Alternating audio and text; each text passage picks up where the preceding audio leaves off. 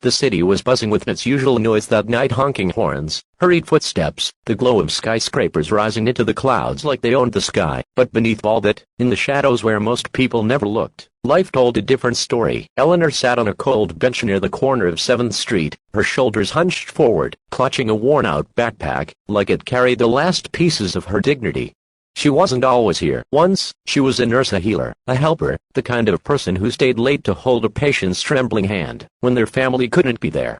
But life has a way of breaking even the strongest spirits. After losing her mother to cancer, being buried in medical debt, and then getting laid off when the hospital downsized, Eleanor's savings evaporated. 1 month she had an apartment. The next, she didn't. Now she was invisible, just another figure wrapped in a coat too thin for the autumn chill. People passed her every day without a glance, their eyes locked on glowing screens, their hearts locked behind invisible walls. But that night, someone did see her: Michael Reynolds. A man who looked like the kind of person no one ignored. His tall frame moved with quiet authority, his tailored suit spoke of wealth, and the car parked beside the curb, a sleek black sedan, made it clear he was someone important. He was a CEO, but not the kind who flaunted it. He'd built his company from the ground up after his wife died 5 years ago, raising his little daughter Lily alone, while running one of the fastest-growing tech firms in the city. People called him brilliant, unstoppable, untouchable. But in truth, Michael's heart was often heavy. He had money, but money didn't fill the empty seat at his dinner table, or quiet the loneliness in the small, questioning voice of his daughter, who sometimes asked, "Daddy, why don't we have a mommy like the other kids?" That night, Michael was late leaving the office. He spotted Eleanor as he unlocked his car. Something about her stopped him in his tracks: the way she clutched that backpack, the exhaustion in her posture, the tears she thought no one noticed. He could have driven away. That would have been easy, safe, normal. But instead, he walked toward her. "Excuse me." His voice was gentle, not the usual commanding tone his boardroom knew. "Are you okay?" Eleanor stiffened. People rarely spoke to her anymore, unless it was to shoo her away. She looked up, startled, eyes red from holding back tears. I'm fine," she whispered, though the word cracked in her throat. Michael studied her, sensing the truth beneath the lie. He didn't see a beggar.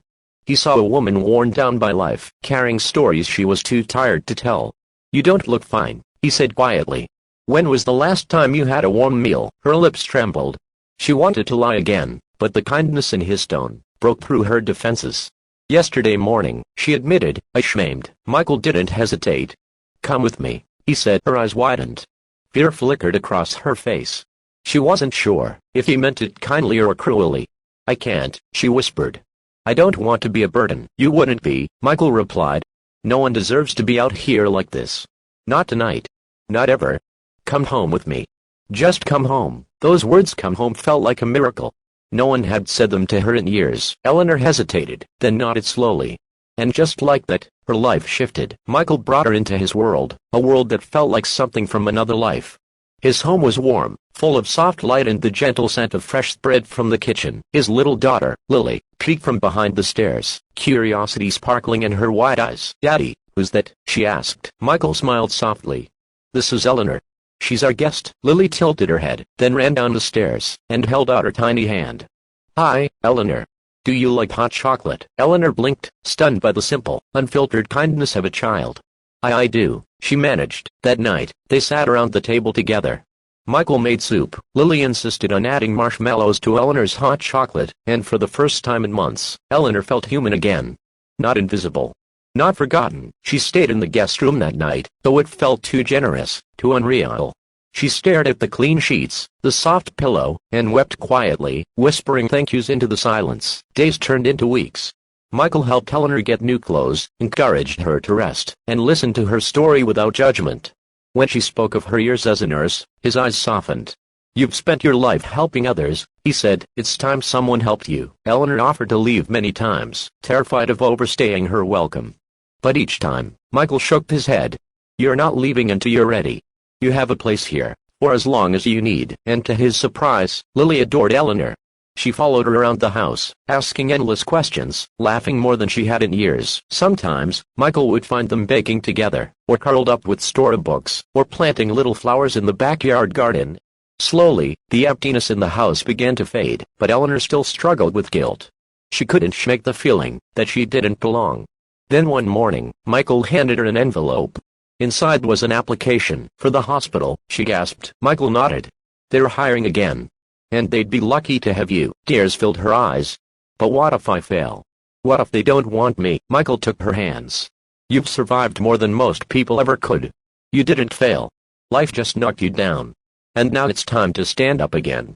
And no matter what happens, you're not alone. Months later, Eleanor stood in crisp scrubs, walking down the halls of the hospital again, not as a patient, not as a ghost of who she used to be, but as a nurse. She was back, and every evening, she came home not to a bench, not to the cold streetlights, but to a little girl running into her arms shouting, "Eleanor's home," and a man who had once been a stranger, but had become something much more. One night, as they sat by the fireplace, Michael looked at her with quiet sincerity. "You changed our lives, you know. Lily smiles again because of you. And I don't feel alone anymore." Eleanor's throat tightened. "You saved me, Michael." He shook his head. "No. We saved each other." And from that night on, the three of them weren't just a man, a daughter, and a guest. They were a family born not from blood, but from kindness, courage, and the simple power of saying, "Come home with me." So if you are listening to this story, let it be a reminder. Sometimes the smallest act of kindness can change the course of someone's life forever. Sometimes opening your door can also open your heart. And if this story touched you, don't forget to subscribe for more stories of kindness that